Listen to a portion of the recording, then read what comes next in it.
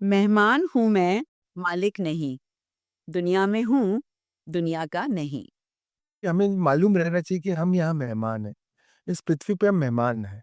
जब आप किसी के मेहमान बन के जाते हैं तो चीज़ों पे अपना हक नहीं जमाते ना।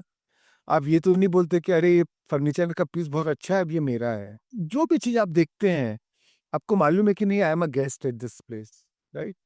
या कोई होटल में आप एज़ अ विज़िटर जाते हैं या होटल में आप एक किराए के रूम में रहते हैं, तो आपको मालूम है भाई 2 दिन बाद छोड़ के जाना है। आप उतना ही अटैचमेंट रखेंगे जितना आपको 2 दिन रहने लायक चाहिए। उससे ज़्यादा आप उस पे फ़ोकस नहीं करेंगे, राइट? तो वैसे ही हमारी मेंटल स्टेट या हमारी अवेयरनेस ऑल द टाइम हमेशा ये रहना चाहिए कि मेहमान हूँ मैं, मालिक नहीं।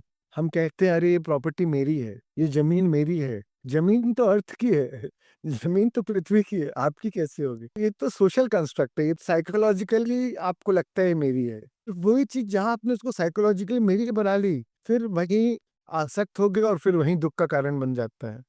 सो हमेशा ये माइंडसेट रहना चाहिए कि नहीं, अगर कोई चीज़ हम मानते भी हमारी है, तो हम उसके कस्टोडियन हैं, हम उसकी देखभाल करने वाले हैं, right? We are only the custodian of our wealth, we are only the caretaker of our house.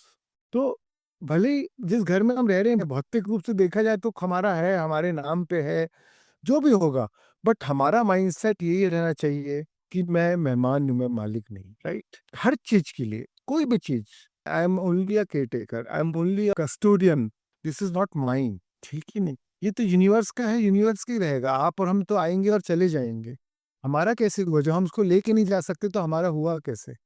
अरबों कमा लिया इस जन्म में, पर अगले जन्म में नहीं कैरी कर लिए, तो ये हमारा कैसे हुआ? खूब कमाए हीरे मोती, बट अफ़सोस कि कफ़न की जेब नहीं होती। कोई जेब में डाल के तो हम लेके जा ही नहीं सकते। And that is the truth, that is the reality. So we should be always aware of that ultimate truth, right? And that does not make us limited. That does not make us anything less. Because the truth is we are eternal beings. हम तो अपने आप में संपूर्ण हैं। हम तो अपने आप में पूर्ण हैं। कोई चीज़ हमको ना घटा सकती है, ना हमको बढ़ा सकती है। आत्मा तो अपने आप में संपूर्ण है। वही हमारा असली संपत्ति है। वही हम हैं। वही हमारे साथ चलेगी और रहेगी और वही एक्चुअली हमारा असली रूप है। That is a true nature. तो जब हमें मालूम है कि हम वह है, तो जो चीज़ टेम्परेरी है, उससे हम अटैच नहीं होएँगे। तो उसके लिए सबसे अच्छा फ़ॉर्मूला है, हमेशा ये ध्यान में रखना कि मैं मेहमान हूँ। मेहमान हूँ, मालिक नहीं। दुनिया में हूँ, दुनिया का नहीं।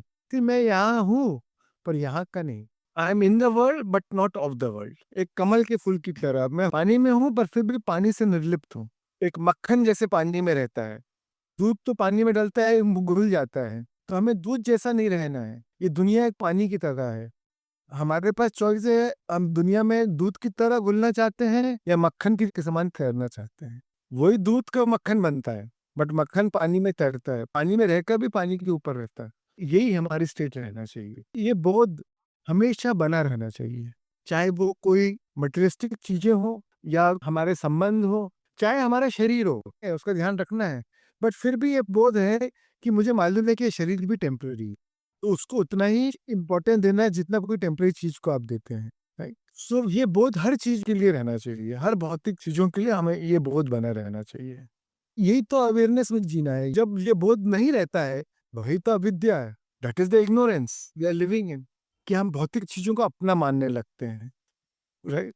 एज़ इफ वो हमारे साथ हमेशा रहने वाली है, एज़ इफ वही हमारे सुख का कारण है। और क्योंकि वो उसी को हम सुख का कारण बनाते हैं और अटैच हो जाते हैं, तो फिर उतना ही पावर रखती है आपके दुःख का कारण बनने के लिए। क्योंकि वो चीज़ आज है तो आपको सुख दे रही, तो नहीं होगी तो फिर वही चीज़ दुःख देगी, या उसका अभाव आपको दुःख देगा। पर उसका तो नेचर ही टेम्परेरी है।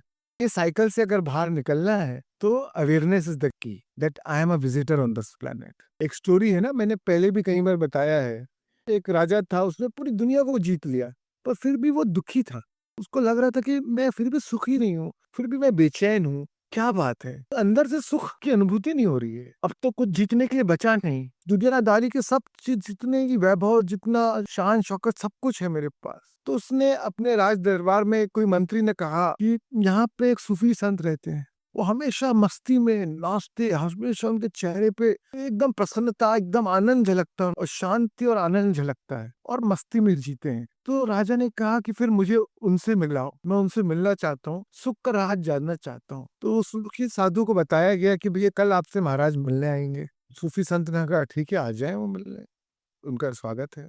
अब वो तो अपनी झोपड़ी में एक कुटिया में रहते थे। राजा आए मिलने, तो राजा ने देखा वो तो जमीन पे बैठे हुए हैं और कोई फर्नीचर नहीं, कुछ नहीं। तो राजा ने पूछा सूफी से, अरे मैं कहाँ बैठूं, यहाँ तो कोई फर्नीचर नहीं है। तो सूफी संत ने कहा, अरे आप अपना फर्नीचर खुद नहीं लेके आए। महाराज ने कहा कि भाई अरे मैं तो सिर्फ विजिटर हूँ, मैं तो एक मुसाफिर हूँ, मैं तो एज अ गेस्ट आया हूँ यहाँ। तो सूफी संत कहते हैं कि मैं भी विजिटर हूँ, मैं भी इस धरती पे एक विजिटर हूँ।